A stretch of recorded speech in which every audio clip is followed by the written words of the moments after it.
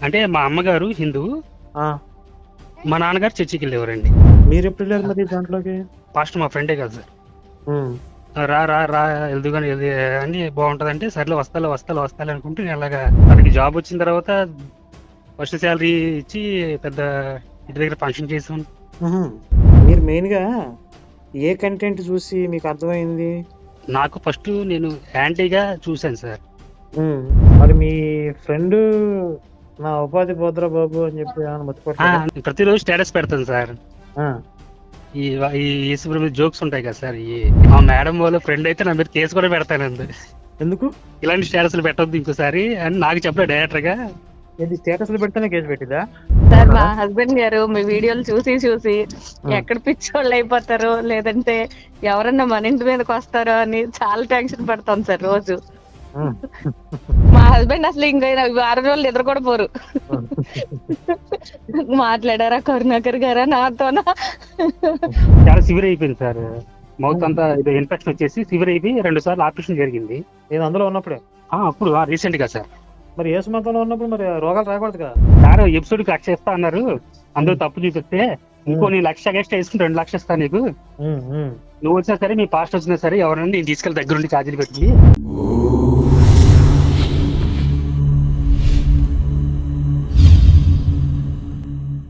Hello, hello Santosh గారు, గీతా అండి చెప్పండి. శివశక్తినండి. చెప్పండి మేడం. అదే సార్ తో మాట్లాడతారని చెప్పాను కదా, అవునండి. మాట్లాడతారా ఇప్పుడు? ఏమన్నా ఒక్క నిమిషం. సరే మేడం. నమస్తే అండి. నమస్తే సార్. కరుణాకర్‌ని మాట్లాడుతున్నానా? ఎప్పటి నుంచో అనుకున్నా సార్ మీతో మాట్లాడాలి, మీతో మాట్లాడాలి. హ్మ్. మీరెక్కడ ఉండేది? ఏలూరు సార్. ఓకే. ఏం చేస్తుంటారు మీరు? నేను తాపీ మేస్త్రిని సార్. మా నాన్నగారు చనిపోయిన తర్వాత ఇంక చర్చికి వెళ్ళడం అలా స్టార్ట్ చేశాను సార్. మీ నాన్నగారు ఎప్పుడు చనిపోయారు? ఎందుకు? మా నాన్నకి health issue sir. By birth మేము క్రిస్టియన్స్ లోనే ఉండేవాం సార్. బై బర్తా? By birth sir. అంటే మా అమ్మగారు హిందూ, ఆ! మా నాన్నగారు చర్చికి వెళ్ళేవారండి. ఆయనెందుకెళ్లారు? మా మామగారు చర్చికి వెళ్ళేవారండి. మా మామగారు. హ్మ్. మా అమ్మగారు హిందూ అయితే తను చర్చికి వెళ్ళేది కాదు. హ్మ్. నేను కూడా చిన్నప్పుడు చర్చికి వెళ్ళేవాడిని అనమాట. హ్మ్. అయితే బాప్తిస్మ్ మా నాన్నగారు తీసుకున్నారు కానీ మా అమ్మగారు తీసుకోలేదు. హ్మ్. అలాగా కొద్దిగా హిందుత్వం, కొద్దిగా క్రిస్టియన్స్ అలా ఉండేది మా ఇంట్లో. మీరెంతమంది పిల్లలు? ముగ్గురు సార్. ఇంకో ఇద్దరు ఏం చేస్తుంటారు? వివిధ రకాల సిస్టర్స్ పెళ్లి అయిపోయింది. మరి మీ అక్క వాళ్ళు ఎటు వెళ్ళేవారు? చర్చికా? గుడికా? గుడికే. మీ మా నాన్న నాన్నగారు స్టార్టింగ్ లో చిన్నప్పుడు చర్చికి వెళ్ళేవారు సార్. హ్మ్. వెళ్తుంటే అది ఇంట్లో గొడవలు అయ్యాయి మా అమ్మకి, మా నాన్నగారికి. హ్మ్. మా నాన్నగారు రమ్మనేవాళ్ళు, మా అమ్మగారు వెళ్ళేవారు కాదు. హ్మ్. మా అమ్మగారు ఇంట్లో పూజలు చేసేవాళ్ళు, తను చర్చికి వెళ్ళేవాళ్ళు. హ్మ్. హ్మ్. అలా ఉండేది మా ఇంట్లో. అంటే అది ఇది కూడా ఉండేది. హ్మ్. నేను చిన్నప్పటి నుంచి చర్చికి వెళ్ళేవాడిని. హ్మ్. తర్వాత కొద్దిగా ఎదిగిన తర్వాత ఇంకా క్రికెట్ అవి ఉంటాయి కదా సండేలు. హ్మ్. అలాగే చర్చి కూడా మానేశాను అనమాట నేను. హ్మ్. సార్ తర్వాత మా నాన్నగారు చర్చి పని చేశారు సార్. అదే చర్చికి రీమోడలింగ్ చేశారు సార్. హుహు. అయితే మా నాన్నగారు బాప్తిస్మ్ తీసుకుందామని బట్టలు పెట్టుకుని వెళ్ళారు సార్. ఆ ఇంట్లో ఆ రోజు పెద్ద గొడవ మా ఇంట్లో. హ్మ్. వెళ్తే మా అమ్మగారు వద్దంటారు, మా నాన్నగారు చేసుకుంటా అంటారు. హ్మ్. అలా పెద్ద గొడవ అయితే అక్కడ ఏందంటే గ్రూప్ ఒక 40 మంది, 30 మంది పోగైన తర్వాత ఎవరో వేరే ఆయన వచ్చి వేరే ఊరు నుంచి వచ్చి ఇస్తారంట సార్ బాప్తిస్మ్ ఆ చర్చిలో. హ్మ్. అప్పుడు 20 ఇయర్స్ బ్యాక్ సార్ ఇది. హ్మ్. అప్పుడు మీ వయసెంత? మేము చిన్న పిల్లలు. ఓకే. హ్మ్. హ్మ్. హ్మ్. అయితే ఆ రోజు ఆయన రాలేదంటండి. ఎవరు బాప్తిసం ఇచ్చే ఆయన రాలేదు. ఇచ్చేం రాలా. హ్మ్. రాకపోతే అది కూడా ఇదని మా ఇంటికి వచ్చి పెద్ద గొడవ, మా నాన్నగారు పెద్ద ఇది చేసి పెద్ద గొడవ పెట్టుకున్నారు అనమాట. ఎవరితో? మా అమ్మగారితో. నువ్వు వద్దు వద్దు అన్నావు, ఆయన రాలేదు ఆ! అన్నారు. తర్వాత అలాగే చర్చికి వెళ్ళడం మొదలెట్టారు. అలాగే వెళ్తా ఉండేవాళ్ళు.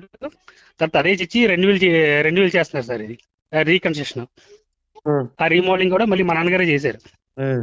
చేస్తే అప్పుడు పాస్టర్ గారికి మా నాన్నకి గొడవ అయింది సార్. ఎందుకు? అది మెటీరియల్ దగ్గర ఏదో చిన్న తేడా వచ్చి నేనేమో నా సొంత పనులా చేస్తుంటే మీరు నన్ను ఇలాగంటారు అలాగంటారు అని చెప్పి ఆ! మా నాన్నకి చర్చి పాస్టర్కి గొడవ అయ్యి ఆ! వదిలేశారు. ఆహా!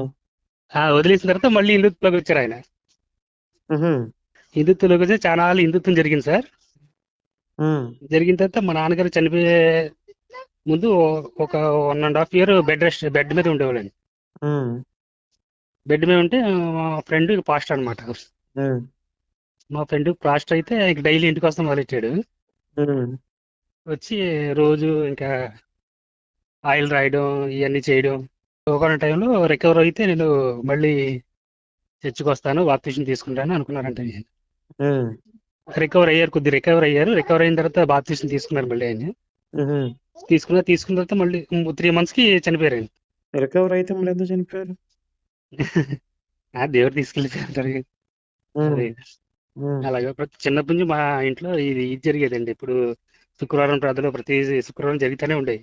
ఉమ్, ఉమ్, మా నాన్నమ్మ గారి హయాంలో ఇయర్లో 2-3 ప్రార్థనలు, మేజర్ ప్రార్థనలు పెట్టేవాళ్ళం మా ఇంట్లో. ఉమ్, మా మామగారు దీని మీద ఉహు, చాలా చేసేవాళ్ళు ఉంటాయి. కాకపోతే చర్చికి అయితే ఇక పెద్దగా వెళ్ళేవాడిని కాదు నేను. ఉమ్.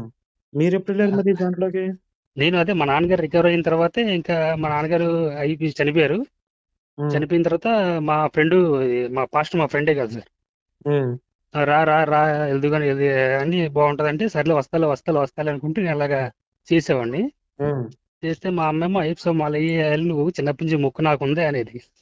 ఉమ్, మాలేసి బాప్తీసం తీసుకున్నావు. తీసేసుకున్న తర్వాత మా అమ్మకి ఏదో ఒకటి చెప్దామని డైలమాలు ఉండిపోయింది సార్ కొన్ని రోజులు అలాగే. ఉమ్, ఆ డైలమాలు ఉన్నప్పుడు మన వీడియోలు చూడడం, తర్వాత అలాగా బైబిల్ చదవడం మొత్తం ఉమ్. అలా జరిగింది సార్. ఇంకేం చెప్తాను సార్, మీరు ఫోన్ మాట్లాడారు అన్ని మర్చిపోయారు. మీ వైఫ్ తను కూడా క్రిస్టియన్ దాంట్లోకి వెళ్ళారా? లేదు సార్, తను చర్చికి వెళ్ళేది అప్పుడప్పుడు ఖాళీగా ఉన్నప్పుడు. ఉమ్, తనకి జాబ్ వచ్చిన తర్వాత ఫస్ట్ శాలరీ ఇచ్చి పెద్ద ఇంటి దగ్గర ఫంక్షన్ చేసాం. ఉహు, ప్రార్థన. ఉమ్. ఆ, మా మా అబ్బాయి పుట్టిన తర్వాత కూడా పెద్ద ఫంక్షన్ చేసామండి. అంతే క్రిస్టియన్స్ ప్రార్థనలు మా ఇంట్లో జరిగి. అంటే మీరు ఆల్రెడీ దాంట్లోకి వెళ్ళిపోయారు, బాప్తిజం తీసుకోలేదు సార్. బాప్తీసం ఒక్కటి తీసుకోలేదు సార్, మిగతా అంతా అందులోనే ఉన్నాం సార్. మరి బయటికి ఆ ఎలా బా రావాలనిపించింది మీకు? ఇలాగే షార్ట్స్ చూస్తుంటే, ఖాళీగా ఉన్నప్పుడు షార్ట్స్ చూస్తుంటే మీది కనబడింది సార్.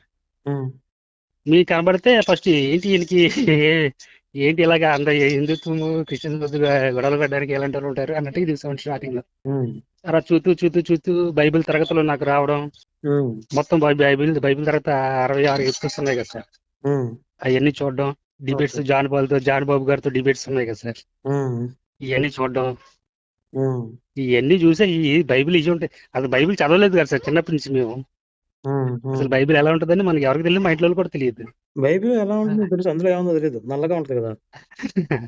అదే సార్, అందులో ఉమ్, ఏముంటో తెలియదు. అసలు మీరు చెప్తున్నారు అసలు ఇవన్నీ బైబిల్లో ఉన్నాయని నేను ఓపెన్ చేశాను సార్. ఫస్ట్ ఉంటాయి నిజంగా ఏంటి ఉమ్, నేను చెప్పేది కరెక్టా కాదా అన్నట్టుగా ఓపెన్ చేసి అలాగలాగా ఇంకా ఉమ్, హిందుత్వలోకి ఉండిపోవాలి మనం, అవన్నీ మంచివి కాదని చెప్పి ఉండిపోయి నాతో పాటు ఇంకా 10 మంది తీసుకురావాలని ఉమ్. ప్రతిరోజు నేను ఏదో ఒకటి చేస్తూ ఉంటాను.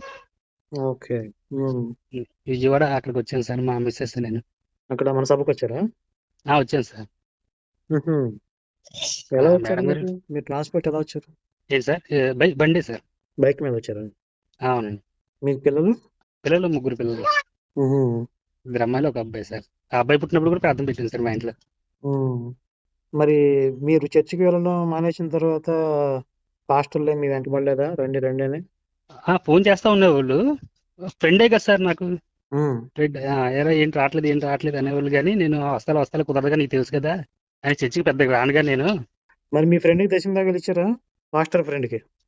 ఎందుకు సార్, దశంభాగాలు అంటే నేను ఇచ్చేవాడిని కాదు, ఉమ్, మా మామగారు పెన్షన్ ఇచ్చేది. ఉహు, నేను మా ఆవిడ శాలరీ, ఫస్ట్ శాలరీ 25,000. ఉమ్, అలాగా మా ఇంటికి వచ్చినప్పుడల్లా ఒక మినిమం ఒక 500, 1,000 ఉమ్, పెడతా ఉండేవాళ్ళం.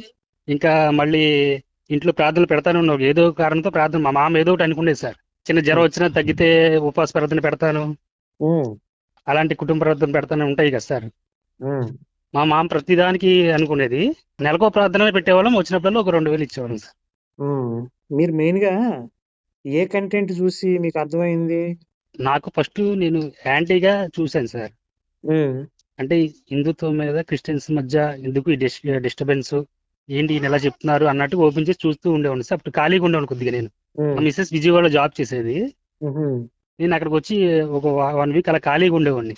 ఉమ్, ఆ టైంలో ఇవన్నీ చూస్తా ఉండాను. చూసి ఇంకా ఇదేంటి నిజమా అని మా మామగారు బైబిల్ మా ఇంట్లోనే ఉంటుంది కదా సార్, ఉమ్, ఉమ్, చెక్ చేయడం. అలాగలాగా ఉమ్. ఇంకా మొత్తం అది ఇది అని కాదు సార్, మొత్తం మీకు చూడండి వీడియో అంటూ ఉండదు సార్. ఓకే. షార్ట్ ఫిల్మ్స్ తప్ప మిగతా అన్ని చూసింది. అవెందుకు చూడలేదు? నేను ఇయర్ ఫోన్స్ పెట్టుకుని వింటా ఉన్నాను సార్. బైబిల్ తర్వాత ఆల్ కొట్టేస్తాను. ఇంక ఇయర్ ఫోన్స్ పెట్టేసుకుంటాను. అలా ఉండిపోతాయి. ఇంక నేను ఏం చేస్తున్నా సార్ అలా మోగుతా ఉంటే అలా వింటూ ఉండేవాడిని సార్. ఈ షార్ట్ ఫిల్మ్ చూడండి. ఒకటి చూశాను సార్. ఇది ఏంటిది, నేనే దేవుడిని ఉంది సార్. అది చూశాను. ఈ మిగతా ఇంకా 2, 3 ఉన్నట్టు అవి చూడలేదు సార్. మొత్తం 6, 7 ఉంటాయి ఇంకా. ఆ బుక్స్ తెచ్చాను సార్ అక్కడి నుంచి. ఇక్కడ పంచుతున్నాను ఒక్కొక్కరికి. అదే. మరి మీ ఫ్రెండ్ నా ఉపాధి భద్ర బాబు అని చెప్పి ఏమైనా మర్చిపోవట్లేదా? నెంబర్ నేను ప్రతిరోజు స్టేటస్ పెడతాను సార్. ఈ ఈ యేసుప్రభు జోక్స్ ఉంటాయి కదా సార్.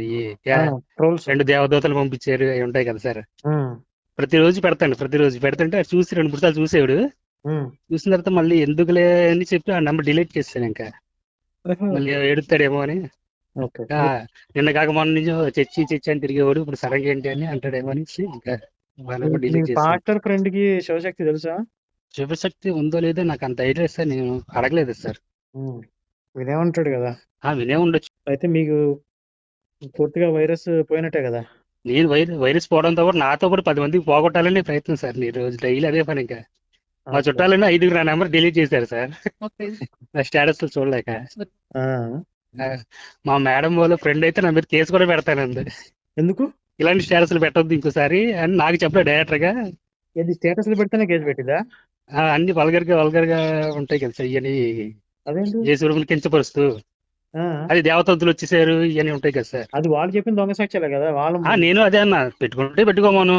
అది యూట్యూబ్ లో ఉంది, నేను పెట్టాను. నేను క్రియేట్ చేసి పెట్టింది కదా, ఏం చేత చేసుకోమని చెప్పి. చిల్లర సాక్ష్యాలు ఆపడం చేత కదా వీళ్ళకి. అది చూపించే వాళ్ళకి కేసులు పెడతారు. అదే నేను ఆపేస్తాను. బైబిల్లో కొన్ని వచనాలు ఉంటాయి కదా, నేను స్టేటస్ పెడితే నేను స్టేటస్ ఆపేస్తానని చెప్పాను సార్. కొన్ని బూతులు అలాంటివి ఉంటాయి కదా సార్ బైబిల్లో. అవును. ఈ పిల్లల మాంసం మీతో తినిపిస్తాను అలాంటివి ఉంటాయి కదా సార్. అలాంటివి నేను పంపిస్తాను. అవి నువ్వు స్టేటస్ పెట్టు. అవి పెట్టిన తర్వాత నేను ఆపేస్తాను. నువ్వు మా భగవద్గీతలోంచి ఏ శ్లోకం పెట్టినా నేను స్టేటస్ పెడతాను. దీనికి రెడీ అయితే చెప్పు, నేను ఆపేస్తాను అన్నాను. తనకి మళ్ళీ ఫోన్ చేయలే. ఇంకా మీరు అందులో ఉన్నప్పుడు జనవరి 1 కి వాగ్దానాలు కార్డులు అని తీసారా? తీసాను సార్.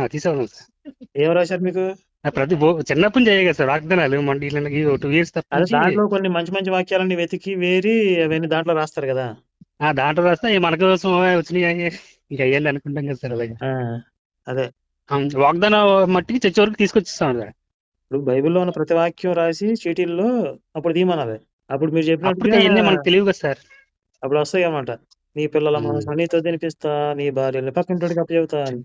అప్పుడు తెలియదు. నేను వాగ్దానం వరకు వెళ్ళి ఆ టైం కాసేపు స్పెండ్ చేసి అది వాళ్ళు ఏరి మంచి మంచి వాక్యాలను రాసి వీళ్ళు కార్డు దిగానే అయ్యి బాబాయ్ దేవుడిని ఆశీర్వదించేస్తా అన్నాడు, ఇంకే 4 తరాలు దీవించేస్తా అన్నాడు అని చెప్పి వీళ్ళు పిచ్చిగంతులు వేస్తారు. మేము అలాగే వేసేవాళ్ళమే కదా సార్. అలాగే అనుకున్నాను. తర్వాత ఈ వాగ్దానాలు కట్ట కూడా ఉండేది సార్. దాచేవాళ్ళు ప్రతి సంవత్సరం మన ఏలూరు జాతర జరిగింది కదా సార్. ఇవన్నీ దులుపుతుంటే అవన్నీ బయటపడితే ఇంక మనం తీసుకుని పడేసాను అవన్నీ. మాకు పంపించాల్సిందా ఫోటోలు తీసి వాగ్దానాలు సార్? అంటే వాళ్ళు ఏం రాశారు మనకి ఎవిడెన్స్ ఉండేది కదా.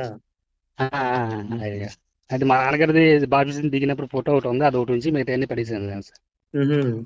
సరే, చాలా సంతోషం. మీకు పూర్తిగా వైరస్ నయం అయిపోయింది. మీ పక్కనున్న వాళ్ళకి కూడా మీరు వ్యాక్సిన్ ఇచ్చే ప్రయత్నంలో ఉన్నారు, అంతేనా?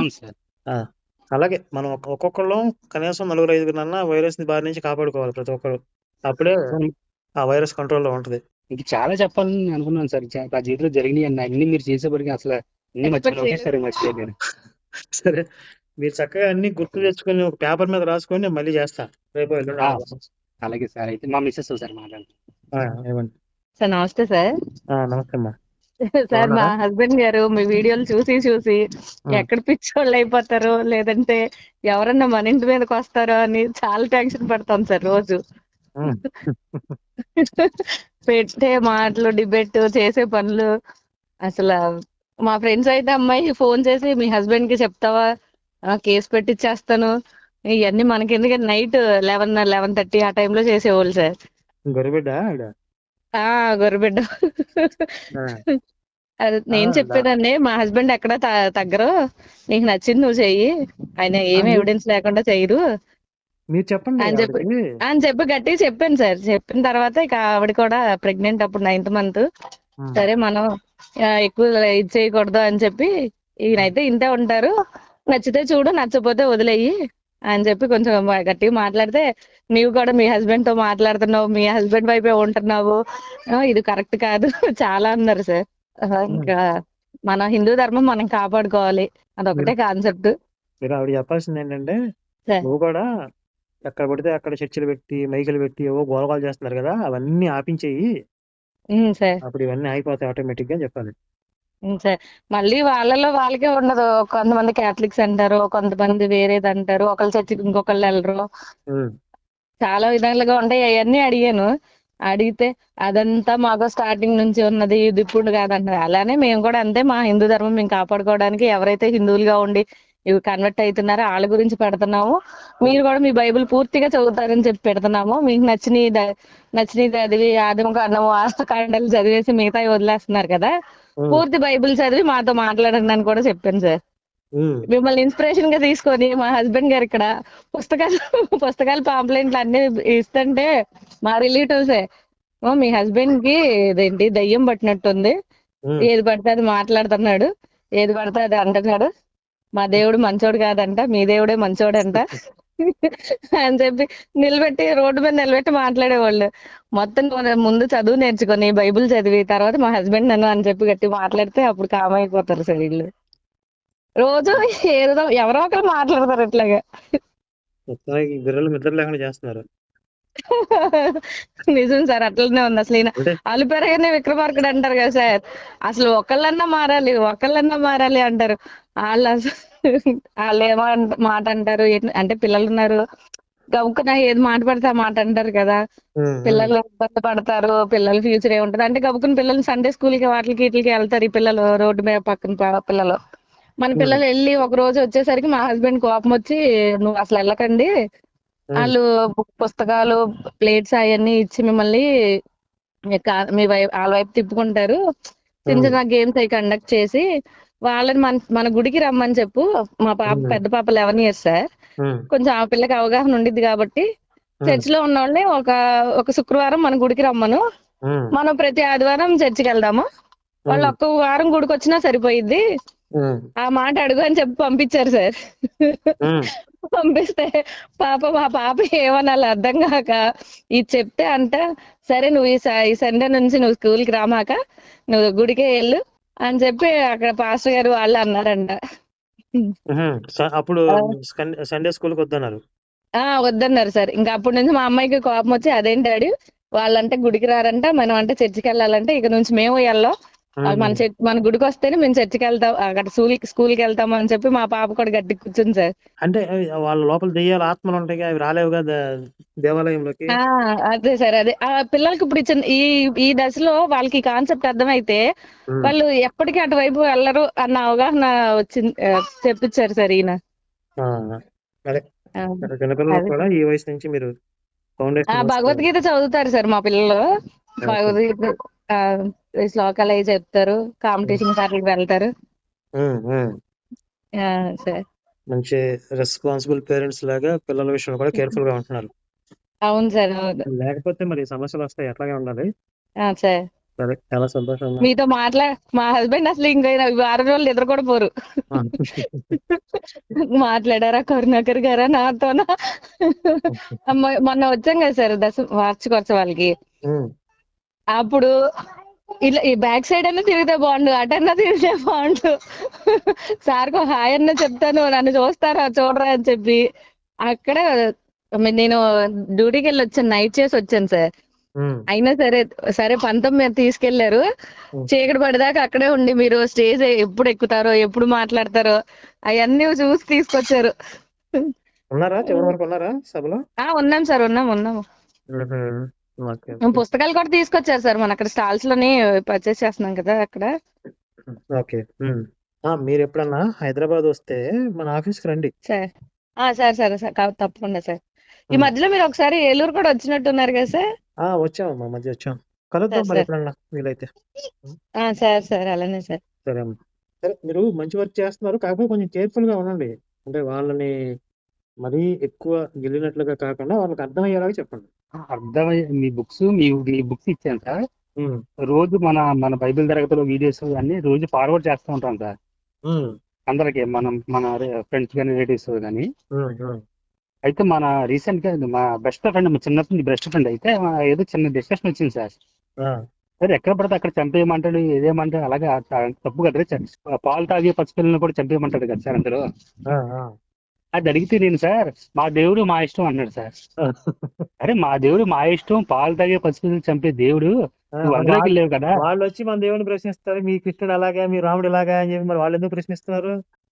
అంతకన్నా మంచిది ఇందులోనే ఉంది కదరా, ఇందులో వదిలేసి అందులోకి వెళ్ళావు ఎందుకు వెళ్ళావు అని అడిగితే దానికి సమాధానం తెలియదు సార్. ఆడి వాళ్ళకి అతను హిందుత్వంలో నుంచి అందులోకి వెళ్ళాడంటే హిందూ దేవుళ్ళు కరెక్ట్ కాదు, ఇందులో ఏదో దోషం ఉంది అని అనిపించే కదా అక్కడికి వెళ్ళాడు. మరి అక్కడికి అవును సార్. వెళ్ళినప్పుడు మరి ఆ దేవుళ్ళ అంత చండాలం ఉన్నప్పుడు మరి అదెందుకు అర్థం కాలేదు? తనకి చిన్నది ఏదో జరిగింది సార్, హెల్త్ ఇష్యూ. వెళ్తే సార్ అది ఏదో జరిగింది, వెళ్ళిపోయాడు సార్. వెళ్ళిపోతే బాప్తీసం తీసేస్తున్నాడు. తీసుకున్నవారు నాకు తెలియదు, తీసుకుంటారు తెలిసింది. అయితే తర్వాత ఒక 2 months క్రితం తనకి చాలా సివియర్ అయిపోయింది సార్. మౌత్ అంతా ఏదో ఇన్ఫెక్షన్ వచ్చేసి సివియర్ అయిపోయి 2 సార్లు ఆపరేషన్ జరిగింది. నేను అందులో ఉన్నప్పుడే అప్పుడు రీసెంట్ గా సార్. మరి యేసు మతంలో ఉన్నప్పుడు మరి రోగాలు రాకూడదు కదా? అదే చెప్తాను సార్, ఇంకా దారుణంగా ఉంది.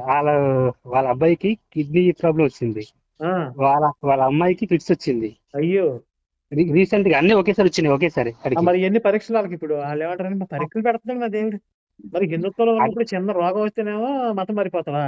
అక్కడికి వెళ్ళి పెద్ద పెద్ద రోగాలు వచ్చి సాగు బతుకు సమస్యలు వచ్చినా కూడా ఈ పరీక్షలా? నేను వెళ్ళి అదే అడిగేది సార్. అది జరిగింది కదా అంటే ఏదో చెప్పబోతున్నాడు. అరే మా దేవుడు పరీక్ష పెడుతున్నాడు అన్న మాట తప్ప ఇంకేమైనా చెప్పరా అన్న అనగానే ఇంకేం చెప్పలా. అక్కడికి వెళ్ళాక కూడా పరీక్షలు పెట్టడం చేదస్తం మూడు చెబితే అనుమానం మూడాడు. నెంబర్ డిలీట్ చేసి బ్లాక్ చేస్తే కనబడినప్పుడు అడిగా, నా నెంబర్ తీస్తావా తీయవని అడిగా. అంటే తీయనరా, మా దేవుడు నువ్వు తిట్టిన రోజులు నేను తీయనరా అంటున్నాడు. మీ గురించి కూడా ఒకసారి మా దగ్గర డిస్కషన్ అనమాట. ఆయన పెట్టిన వీడియోలు నాకెందుకు పెడతావు, తప్పు ఉందా లేదో చెప్పు సార్. ఎపిసోడ్ కట్ చేస్తా అన్నారు, అందులో తప్పు చూపిస్తే ఇంకో నీ 1,00,000 ఎక్స్ట్రా వేసుకుని 2 లక్షలు ఇస్తా నీకు. నువ్వు వచ్చినా సరే, మీ పాస్ట్ వచ్చినా సరే, ఎవరైనా నేను తీసుకెళ్ళి దగ్గరుండి ఛార్జీలు పెట్టుకుని సార్ 1,00,000 నేను 1,00,000 ఎపిసోడ్ 2 లక్షలు చెప్పిన ఇస్తా, నువ్వు ఎన్ని ఎపిసోడ్లు తప్పని ప్రూవ్ చేయాలి. దానికి రెస్పాన్స్ ఉండట్లేదు సార్. వాళ్ళ బొంద వాళ్ళు ఏం మాట్లాడి చేస్తారు. అది ఏ తాగుబోతోళ్ళు ఎప్పుడు రాసుకున్న పుస్తకం దాన్ని పట్టుకుని ఆడుతున్నారు గబ్బిలం లాగా. అది బైబిల్ చదవరు కదా సార్. సేమ్ అప్పుడు మొంట వరకు నేను కూడా చదవకుండా ఎలాగా అందులో ఊగానో సేమ్ అదే కాన్సెప్ట్ వాళ్ళు ఉండిపోయారు. మనం తెలుసుకుని బయటకు వచ్చేస్తాం. వాళ్ళు తెలుసుకోవడానికి ప్రయత్నించట్లేదు. తెలుసుకుంటే ఆటోమేటిక్ వచ్చేస్తారు. తెలుసుకోవడానికి ప్రయత్నించలేదు సార్ వాళ్ళు. అదే కొంచెం మెల్లగా అర్థమయ్యేలాగా చెప్తూ ఉందాం. అర్థం చేసుకున్నవాడు అదృష్టం, లేకపోతే వాళ్ళ కర్మ. మా తమ్ముడిని ఒకటి నిదానంగా బయటికి తీసుకొచ్చింది సార్. మీ తమ్ముడు ఎవరు? కరెంట్ కట్టి బాగా క్రిస్టియన్స్ అనమాట, బాగా చిన్నప్పటి నుంచి. మీకు ఇద్దరు అక్కడ ఉన్నారు కదా, తమ్ముడు ఎక్కడ? మా చిన్న గారు అబ్బాయి. చిన్న అబ్బాయి ఫ్యామిలీ క్రిస్టియన్స్ సార్. వాళ్ళే దాదాపు మా చుట్టాల్లో సగం మంది క్రిస్టియన్స్ అయిపోయారండి వాళ్ళ మదర్ వల్ల. అందుకని వాళ్ళనే టార్గెట్ చేసి ప్రతిరోజు ఆడికి స్టేటస్ పెడతాను అనమాట. ఆడికి వాట్సాప్ ఏదో ఒకటి పెడతారంట. మారాడా? ఏదండి, రీసెంట్ గా మారాడు, చాలా మార్పు వచ్చింది. ఫస్ట్ టైం నిన్ను బొట్టు పెట్టి ఉన్నాడు. ఆ స్టేటస్ కూడా పెట్టాను సార్ నేను. మా తమ్ముడిని సనాతన ధర్మంలో తిరిగి వచ్చిన మా తమ్ముడు అని చెప్పేసి, అంటే కొంత క్రిస్టియన్స్ ఉంటారు కదా సార్ మాకు దాంట్లో, వాళ్ళందరూ చూడాలని చెప్పి పెట్టారు. కాకపోతే వాళ్ళ మదర్ వల్ల కొంచెం ఎక్కడో ఒక మూల ఆగుతున్నాడు. వాళ్ళ అమ్మగారు సార్, వాళ్ళ అమ్మగారి ద్వారా ఆమె తర్వాత మా చుట్టాలో దాదాపు ఒక 7-8 కుటుంబాలు సార్. కుటుంబాలేనండి, కుటుంబానికి ఒక 4 ఉన్నా సరే. అలాగా పాస్టర్లు ఏం చేస్తారంటే, కొంచెం మాటకారితనం ఉన్న ఒక మహిళను చూసి ఆవిడకి బాగా ఎక్కిస్తారు, బ్రెయిన్ వాష్ చేస్తారు. నిన్నే అందరినీ కరిచేస్తారు, చుట్టుపక్కల అందరినీ కరిచేసింది ఆవిడగా. అదే జరిగింది సార్. సండే కలిసాను సార్ ఆమెని. కలిస్తే నన్ను ఇలాగ తిడుతుంది అనమాట. తిడతా అంటే మామూలుగా రిలేటివ్స్ తిట్టుకుంటారు అలాగా, నువ్వు అందరూ చుట్టాలందరికీ ఇలా పెడుతున్నావు అంటే ఏంటి, మా దేవుడి మంచోడు కదా మంచోడు కాదని, మీ మిస్సెస్ ఎప్పటికన్నా మారుస్తాను చూద్దుగాని అంది. అయితే మా ఆవిడ సరే సెలవు పెట్టి 4 రోజులు మీ ఇంట్లో ఉంచుకో, నువ్వు ఏదైనా చెప్పుకో, తను మారితే చూద్దాంలే, ఎందుకంటే బైబిల్ మొత్తం ఆవిడతో కూడా చదివిచ్చేసాను నేను, నువ్వు బైబిల్ చదవక అందులో ఉండిపోయి పిన్ని అన్న. బైబిల్ చదవడం ఏంట్రా, బైబిల్ ఏమన్నా నీకేం తెలుసు బైబిల్ గురించి అంటుంది. సర్లే మనం ఫంక్షన్కి వెళ్ళిన తర్వాత మళ్ళీ డిస్కషన్ ఎక్కువైపోద్ది, మళ్ళీ వాళ్ళు ఫీల్ అవుతారు ఫంక్షన్ వాళ్ళు అని చెప్పి ఇంకా టాపిక్ ఎక్కువ పెంచకుండా ఇంకొచ్చాను సార్. అంటే వాళ్ళ అబ్బాయి కొద్దిగా మనకి ఇటే టర్న్ అవుతున్నాడని ఆమె ఇంకా మా అబ్బాయిని బాధపడిపోతున్నాడు, బాధపడిపోతుంది. వాళ్ళ అబ్బాయితో మన ఛానల్ ఫాలో చేయించండి. చేపిస్తాను సార్, నేను అదే పనిలో ఉంటాను సార్. మా ఇంట్లో అదే రన్ అవుతా ఉంటది నాకు 24 గంటలు ఏ పనిలో ఉన్నా సరే. ప్రతిరోజు కొత్త కొత్త క్రిస్టియన్స్ నెంబర్ యాడ్ చేసుకుంటూ ఉంటాయి, ఎవరో ఒకరు తెలుసుకుని. కెరియర్ కోసం చూసుకోండి, ఫ్యామిలీ కూడా ఇంపార్టెంట్ కదా, చూసుకుంటూ ఖాళీ టైంలో చేయండి ఇది. ఖాళీ ఎక్కువ స్పెండ్ దీని మీద ఎక్కువ చేస్తాను సార్. అంటే మన వర్క్లు ఉన్నాయి, అవి చేసుకుంటేనే ఎలాగలాగా కొంతమందిని గర్వాపి చేయించాలి, ఆఫీస్కి తీసుకురావాలి, మీ ముందు కూర్చోబెట్టాలి, అలా గోల్ అలాగా అది పెట్టుకుని ఇంకా దాన్ని బట్టి మీది ఏ మండలం కింద వస్తుంది ఏలూరులో? ఏలూరే సార్, ఏలూరు సిటీ. ఏలూరు మండలం ఏలూరు సిటీ సార్, ఏలూరు మండలం ఏలూరు సిటీ. ఏలూరు మండలం. Okay okay. మనకి గోదావరిలో ఈ రామసేతు అనే ప్రాజెక్ట్ స్టార్ట్ చేసిన దానికి కొంతమంది కావాలి. అవును సార్, వీడియోలో ఇచ్చేసండి. సరే, అది మళ్ళీ మాట్లాడతాను నేను. అయితే జాగ్రత్తగా కొంచెం బ్యాలెన్స్ చేసుకుంటూ చేయండి. ఎప్పుడన్నా నేను ఏలూరు వచ్చినప్పుడు మీకు చెప్తాను, మీరు పేట దగ్గర వద్దరు కానీ మాట్లాడదాం. అలాగే సార్. సరే, thank you sir, thank you. Okay అండి, జై శ్రీ.